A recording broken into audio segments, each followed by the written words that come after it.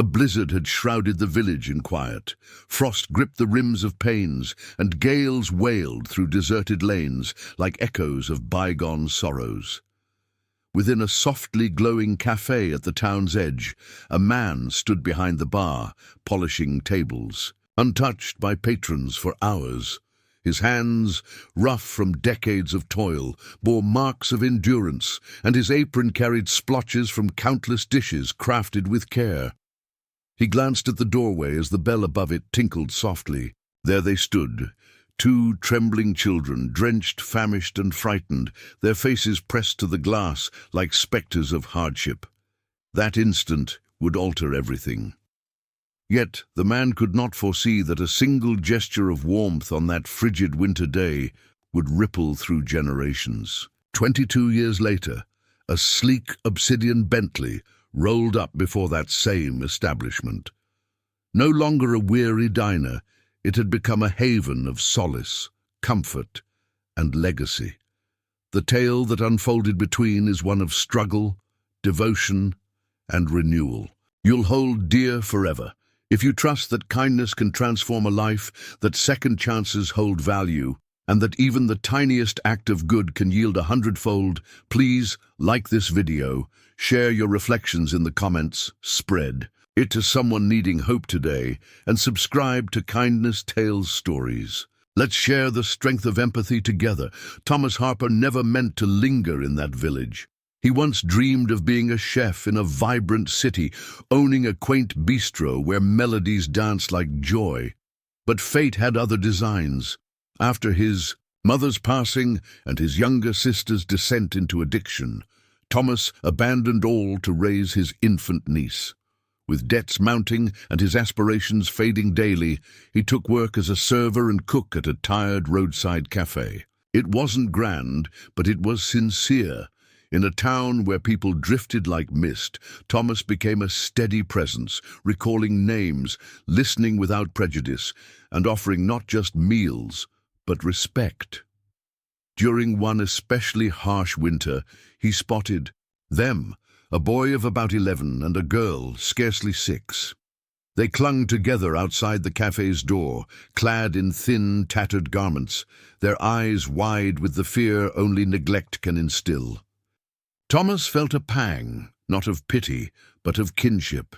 He too had known hunger after his father disappeared, when want was a frequent guest in their home. Without hesitation, he swung open the door, beckoned them inside, and placed 2 steaming bowls of broth before them, so warm they fogged the windows. He didn't ask their names or pry with queries. He simply said, "Eat. You're safe here." The boy, wary at first, tore a piece of bread and gave half to his sister. Her small hands shook as she gripped the spoon. Thomas watched from afar, his eyes welling.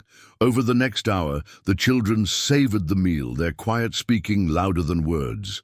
Thomas packed extra sandwiches, tucked a 20 into the bag, and told them they could return any time.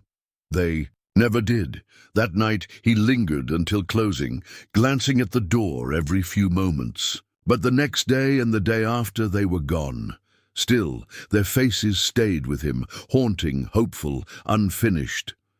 Years rolled on. Thomas kept working. The cafe, once faltering, began to thrive. Locals came not just for the food, but for the man who recalled their birthdays, checked on their ailing kin, and cooked for those who couldn't pay. When the owner retired, Thomas scraped together every cent, secured a daring loan, and bought the place. He called it Harper's Refuge. It was no longer just a eatery. It became a shelter in storms, a warm haven for the homeless, a community kitchen during holidays. Thomas still donned his apron, still prepared every dish with quiet grace. But now it was his domain, his dream. Yet his life wasn't without sorrow. His niece, raised as his own, struggled through high school, battled depression, and left for college on a scholarship, only to cut ties for years. He never ceased writing to her. Every birthday, every Christmas, he sent a letter and a gift, hoping she was well. Nights were often solitary, his body tired, his heart heavy with regrets. Yet He clung to hope. Hope was all he had. Then, one crisp dawn, 22 years after. That snowy night, Thomas was readying the kitchen before sunrise when a soft hum sounded outside. He peered through the frosted pane. Parked before the cafe-turned-hotel was a Bentley, gleaming, black and almost alien in their modest town. The door opened, and a sharply dressed young man with a confident stance and familiar eyes stepped out.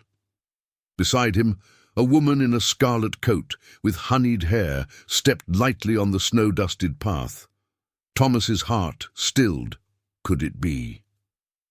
The man entered the cafe-turned-hotel with reverence, scanning every corner as if it were hallowed ground. Spotting Thomas, he smiled, a slow, trembling smile that broke into tears. "You likely don't recall us," he said gently, "but you saved our lives." The woman stepped forward, now weeping. "I was the girl in the violet jacket. You gave us warmth and safety. We never forgot." Thomas stood motionless, the weight of recognition flooding him. The young man continued, "My name is Nathan.